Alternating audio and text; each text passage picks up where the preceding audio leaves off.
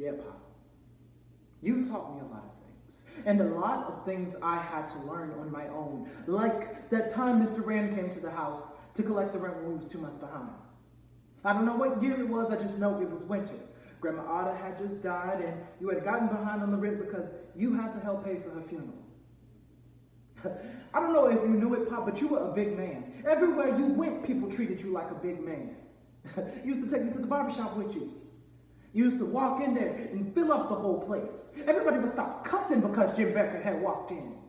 I used to look at you and wonder, how could you be that big? I wanted to be like that. I would go to school and try to make myself feel big, but I never could. I told myself, that's okay. When I get grown, I'm going to be big like that. I'm going to walk into the barbershop and have everybody stop and stare at me. That day Mr. Rand came to the house, it was snowing. You came out on the porch and he had started shouting and cussing, threatening to put us out on the street where we belong. I was waiting for you to tell him to shut up, to get off your porch, but you just stood there and said, we'd have the money next month. Mama came out, and he kept shouting and cussing. I looked at Mama, and she was trying to get me to go back in the house, and I looked at you, and you had gotten smaller. The longer he shouted, the smaller you got. When we went back to the barbershop, he wasn't so big no more. He was the same size as everybody else, just another man in the barbershop.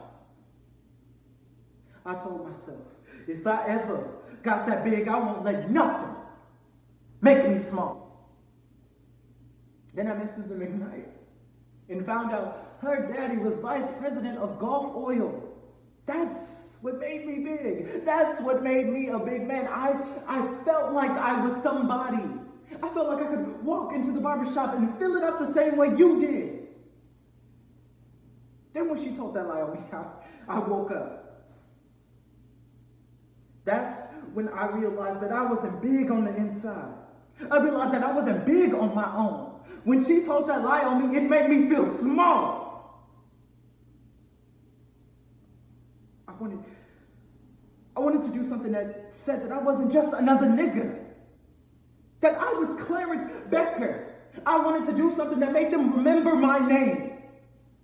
Then I remembered you standing there and Mr. Rand shouting and Susan McKnight shouting out that lie, and I realized that it was my chance to make the Beckers big again. My chance to show what I have learned.